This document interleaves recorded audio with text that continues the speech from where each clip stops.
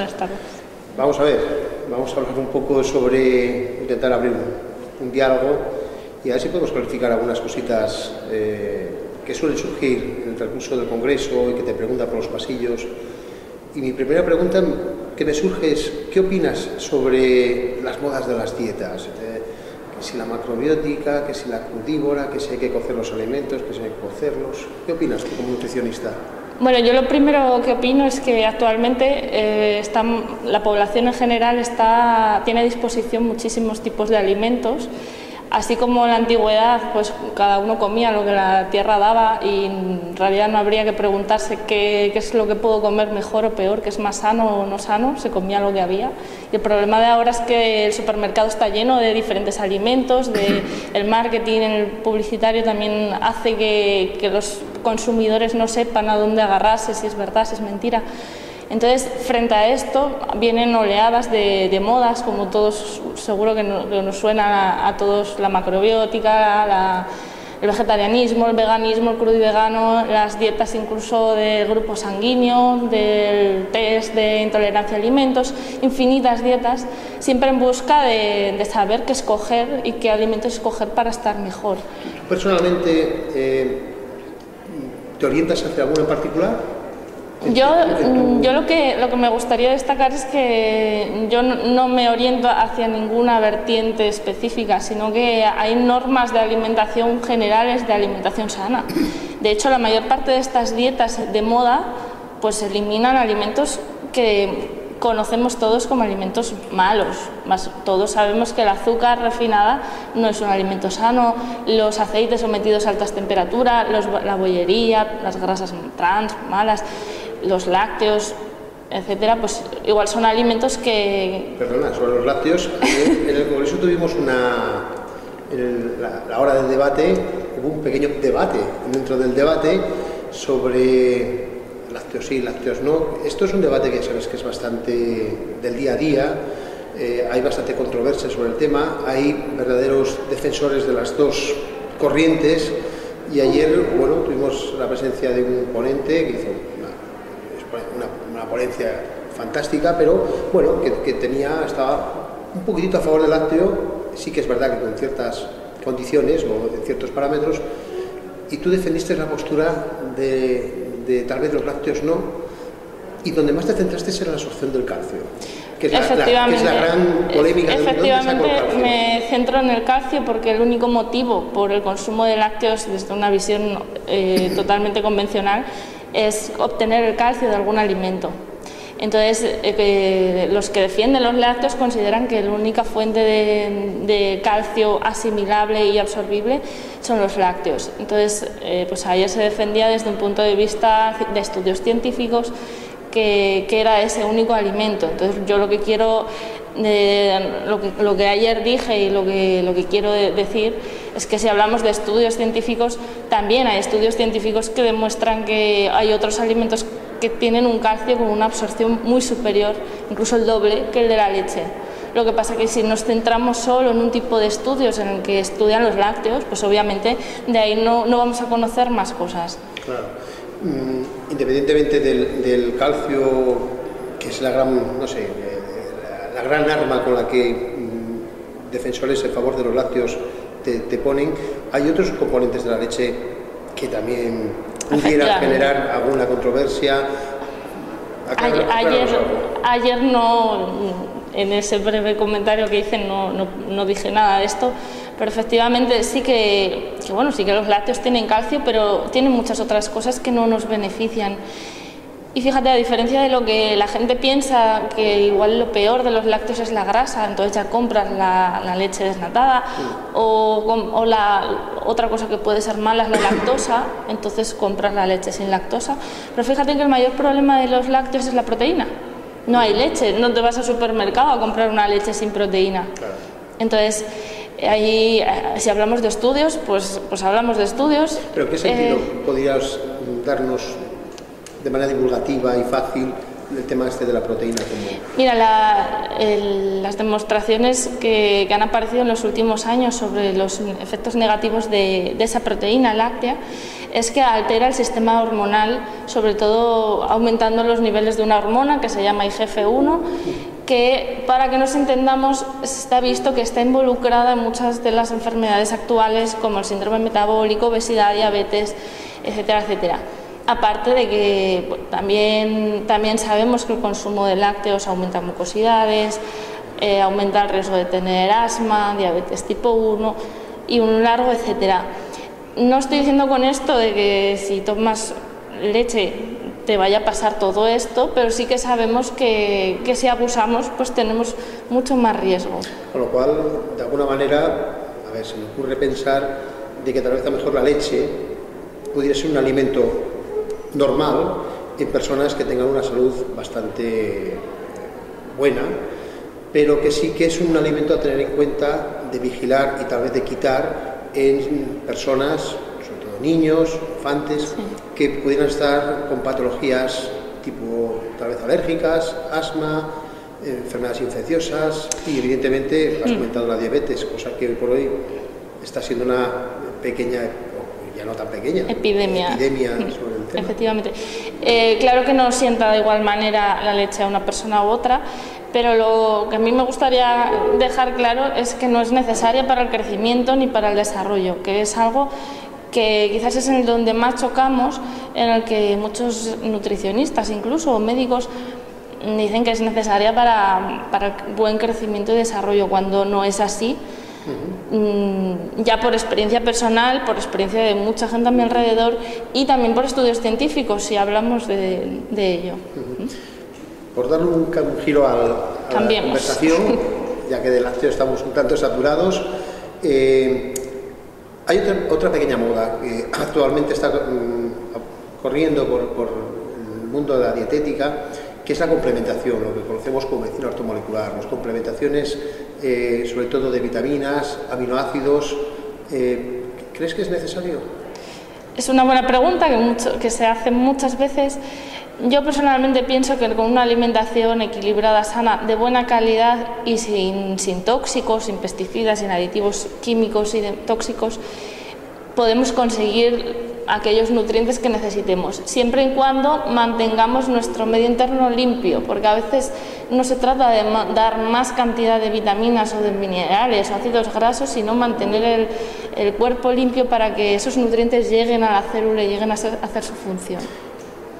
Por lo que estás diciendo, entiendo entonces pues que, no sé si estarás de acuerdo conmigo, en el sentido de que una buena depuración, una buena limpieza en determinados momentos del año, o una vez al menos al año, puede ser interesante para que el cuerpo se pueda aprovechar mucho mejor los nutrientes que la dieta equilibrada y sana, y que tal vez se me ocurre preguntarte, ¿ecológica?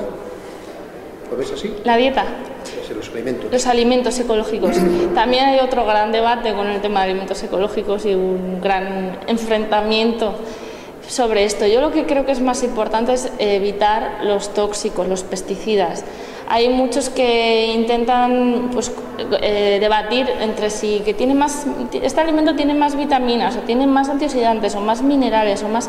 Yo creo que eso, bueno, es importante, pero no tanto como el daño que nos están haciendo los pesticidas, los tóxicos, que sabemos que son acumulativos en el organismo y que no sabemos el daño que hacen cuando se combinan. Sí, ayer el doctor Nicolás Olea hizo sobre esto una exposición. Una gran exposición. Muy interesante. Sí. Pero se me ocurre hacerte otra pregunta. ¿Es verdad también de que por los cultivos que estamos teniendo hoy en día, cultivos extensivos e intensivos, ciertos nutrientes, ciertas plantas, ciertos vegetales están exentos o pueden entender de que están exentos de ciertos nutrientes, ciertos minerales como magnesio, etcétera? Sí. Y puede ser motivo por el cual esa complementación ortomolecular que comentábamos sea necesaria en algunos casos. Yo pienso que la complementación es necesaria, bueno, más que necesaria, útil terapéuticamente en algunos casos, en casos de patología, para solucionar algunos síntomas de patología. O sea, primero, no abusar, usarlos con conocimiento, no, por ejemplo, de hecho estamos yendo hacia ello, como en otros países como Estados Unidos, que ya puedes encontrar suplementos supermercados y es muy frecuente que casi toda la población los consuma. Entonces no llegar a eso y siempre que se tomen bajo una revisión de un terapeuta o alguien que los conozca, porque ya sabemos que hay veces que no se hace bien la suplementación y puede no ser buena. De hecho el problema que está habiendo vino a partir de una serie de estudios que vieron que la suplementación podría producir algunos daños, pero también siempre esos daños, esos estudios donde se vieron daños se hacían con complementación de vitaminas químicas, que aquí también... ¿Es el famoso estudio de la vitamina C? No, de la vitamina E. Ah. Y vieron que cuando suplementaban con vitamina E aparecían más casos de cáncer. Y bueno, se dan varias razones y varias causas para ello, pero una de ellas es que es un tocoferol, alfa-tocoferol químico, y no es lo mismo ese alfa-tocoferol que en los vegetales, claro, de forma natural. Pero me consta que también hay un estudio de vitamina C un tanto controvertido. Bueno, el tema de la vitamina C es que no hay gran problema si se toma un suplemento, así como el de la vitamina E fue más relevante, o hay otro parecido con la vitamina A, que también es más relevante porque vieron que producía realmente daños. En cambio la vitamina C lo único que se discuten es si funciona, si no funciona, en qué dosis, y ahí sí que hay gran diferencia. Una vez, si nos ponemos a comparar estudios, por ejemplo, pues tenemos que saber bien qué dosis se utilizan en cada estudio. Por ejemplo, los de Linus Pauling pues utilizaba dosis muy altas y en los estudios posteriores siempre eran dosis más bajas, entonces no es comparable. Vale. Antes nombraste los tóxicos, ¿no? Los vimos tóxicos, ayer la exposición que hizo el doctor Olea. ¿Realmente estamos tan intoxicados de estos tóxicos químicos? Bueno, ayer él sí que expuso ahí una cantidad de datos impresionantes que incluso te dejaban tanto, no sé, un poco nervioso, ¿no? Pero sobre tóxicos, principalmente, tal vez el que más suene o más renombran o más últimamente se está hablando de ellos son los metales pesados. Sí, efectivamente. Alimentos, sobre todo aquellos de origen del mar, los pescados azules, por aquello de que son lipofílicos. Sí. Ahí tenemos un problema porque bueno, esto ya nos pasó cuando recomendábamos el consumo de pescado azul por los omega 3, pero ahora resulta que tienen mercurio y que el mercurio también aumenta el riesgo cardiovascular. Entonces tomas el omega 3 para prevenir y tomas mercurio, entonces ahora ya se tiende a recomendar el consumo de pescado azul de pequeño tamaño porque tienen menos cantidad de mercurio. Pero esto nos pasa pues también con las algas, por ejemplo. También sabemos que las algas Iziki están muy contaminadas de arsénico, que no se recomienda el consumo. Y ahora también ha saltado la alarma del arroz. Sí, me consta de que el arroz también ha habido... Que con el arroz ahora también tenemos un problema de contaminación de arsénico en el arroz, que es una planta que absorbe arsénico de la tierra. Y bueno, se están llevando a cabo actualmente estudios importantes en Estados Unidos, pero ya hace tiempo que se sabe, y esto se empezará a hablar dentro de unos años más, pero ya lo sabemos. Sí, el problema de todo esto es que tal vez somos un tanto alarmistas, estemos tal vez exponiendo una situación casi crítica o casi catastrófica. Que al final no sabemos qué comer. El arroz, fíjate tú, los macrobióticos que tienen el arroz como el cereal madre, ¿no? Básico. El pescado azul porque es rico en omegas, pero resulta que ahora tiene mercurio, la leche por lo que has comentado, la deficiencia de nutrientes en algunos vegetales. Es un problema, ¿eh? Bueno, al final yo creo que es importante al menos eliminar de la dieta o disminuir el consumo de aquellos alimentos que sabemos que no son buenos, por lo menos desde mi punto de vista, los que os he dicho antes, y luego el resto de alimentos sabemos que siempre hay que variar de alimentos, que es un poco, hablo pues por ejemplo dentro de las frutas, dentro de las verduras, dentro de los cereales, no quedarnos solo con por ejemplo el arroz, no lo podemos tener como base todos los días consumir arroz. En este caso por el tema del arsénico. Por ser un poco didácticos y formativos, ¿vale?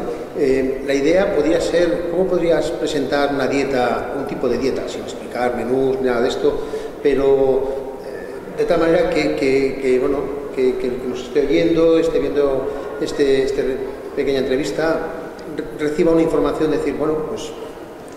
Vale. Tipo cesta de la compra. Cesta de la compra. Bueno, pues lo que podemos hacer, yo creo que la base tiene que ser las verduras, o sea, hay que comer verdura, del tipo que sea, hay que variar de verdura, tomar la verdura de la época, si es ecológica mejor, si no es ecológica por lo que sea, siempre que podamos quitar la capa externa, que es donde se acumulan los pesticidas, o sea, siempre podemos hacer algo.